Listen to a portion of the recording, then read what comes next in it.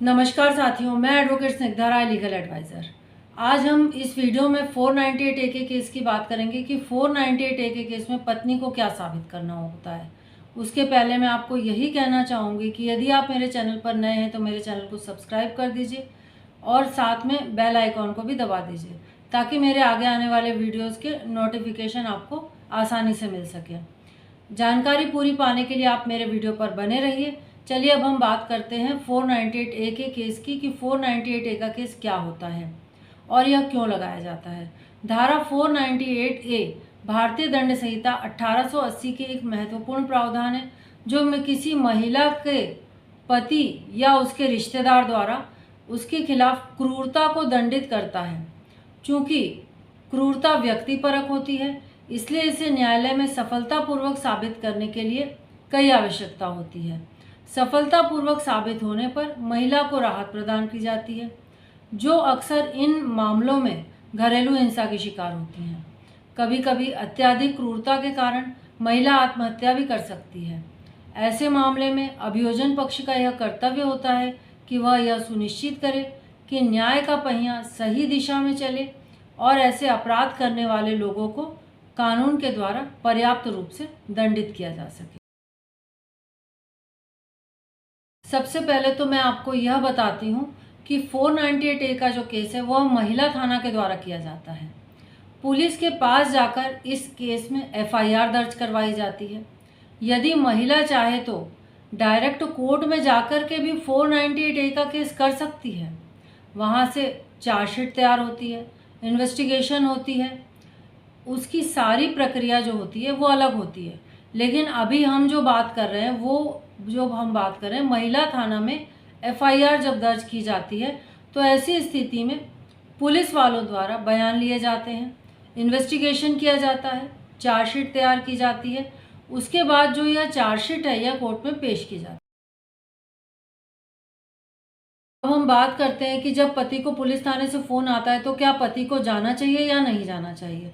तो देखिए, इस पे मैं यही बोलना चाहूँगी, यदि थाने से हस्बैंड को फ़ोन आता है तो डरने की किसी भी प्रकार की कोई भी आवश्यकता नहीं है।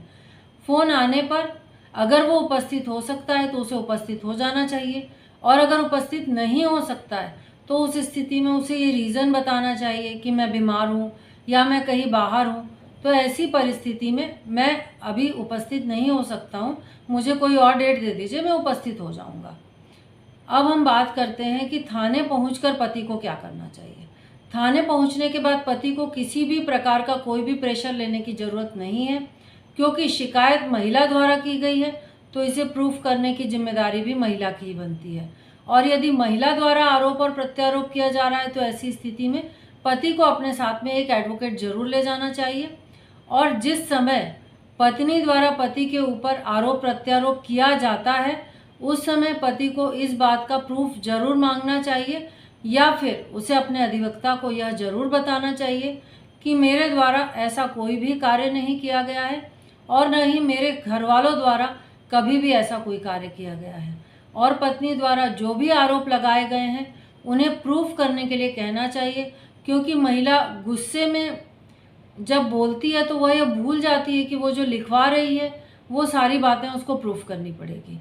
महिलाओं के द्वारा कई बार उन रिश्तेदारों के लिए भी कुछ ऐसी बातें लिखवा दी जाती है जिनके द्वारा ऐसा कुछ भी करना संभव नहीं होता है, जैसे ननद के द्वारा या ससुराल के अन्य सदस्य द्वारा जो कि परिवार से बहुत दूर रहते हैं और उनके द्वारा किसी भी प्रकार से प्रताड़ित करना महिला को संभव नहीं होता है। तो इन सब बातों का ध्यान देना बहुत ज़रूरी होता है पति के लिए। पहले जब 498 ए का केस लगाया जाता था तो यह ध्यान नहीं दिया जाता था कि महिला जो बोलती है उसे ही मान लिया जाता था और जो पूरी सिंपैथी होती थी वो महिला के साइड ही होती थी। लेकिन अब ऐसा नहीं होता है। पहले महिला को बेचारा समझ लिया जाता था, लेकिन अब धीरे धीरे जो समय है उसमें परिवर्तन आ रहा है और जज साहब के सामने भी अब ऐसी परिस्थितियां बनती जा रही है जिसके कारण उनको यह लग रहा है कि हमेशा ही पुरुष वर्ग गलत नहीं होता है। कई बार पुरुष वर्ग को दबाने के लिए महिलाओं के पास में ये हथियार का काम करता है। तो अब जो जज साहब लोग हैं वो भी इन सब बातों का ध्यान रखते हैं और महिला के द्वारा जो भी शिकायत की जाती है उसका सबूत मांगे जाते हैं कोर्ट में। इसलिए यदि महिला आपके ऊपर किसी भी प्रकार का कोई भी आरोप लगाती है तो आपको उससे प्रूफ जरूर मांगना चाहिए। अब मैं महिलाओं के लिए बोलना चाहूँगी कि आपके साथ जितनी भी बातें आपने बोली है वो सब घटित हुई है, तभी आप वहाँ पर बोलिए। अगर आप उस चीज़ को साबित कर सकती हैं तभी बोलिए। यदि आप इस चीज़ को साबित नहीं कर पाती हैं तो आपके ऊपर भी कंटेम्प्ट ऑफ कोर्ट का केस चल सकता है, क्योंकि आपने न्यायालय के मर्यादा का उल्लंघन किया है। आपने अपने पति और पति के घर वालों पर झूठे आरोप लगाकर न्यायालय का समय भी बर्बाद किया है। आपने अपने पति और पति के घर वालों को परेशान भी किया है और न्यायालय की जो मर्यादा है उसका भी आपने उल्लंघन किया है। तो यहाँ पर आप इस बात को समझ लीजिए कि यदि महिलाओं के द्वारा झूठे आरोप और प्रत्यारोप लगाए जाते हैं तो जो नया कानून आया है उसके मुताबिक यदि महिला इस बात को साबित नहीं कर पाती है तो महिलाओं के ऊपर भी जुर्माना लगाया जाता है, जिसकी राशि 5 लाख रुपए होती है तथा साथ में 3 साल तक की सजा का भी प्रावधान किया गया है। तो कोई भी बात कहने से पहले और कोई भी बात लिखवाने से पहले आपको इस बात का ध्यान रखना चाहिए। तो साथियों, आपने आज के वीडियो में अच्छे से समझ लिया होगा कि यदि पत्नी द्वारा 498A का केस लगाया जाता है और जो भी बातें लिखवाई जाती है वो पत्नी को साबित करना होती है।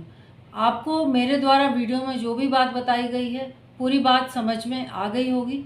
यदि आपको नहीं समझ में आई होगी और आपकी किसी भी प्रकार की कोई भी क्वेरी होगी तो आप मुझे मैसेज बॉक्स में मैसेज करके पूछ सकते हैं।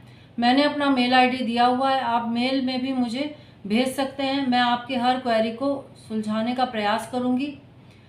अगर आपको मेरा वीडियो पसंद आता है तो आप मेरे वीडियो को लाइक कीजिए, शेयर कीजिए। अगर आप मेरे चैनल पर नए हैं तो मेरे चैनल को सब्सक्राइब कीजिए। आप अपने परिवार के साथ में खुश रहिए, सुखी रहिए। धन्यवाद।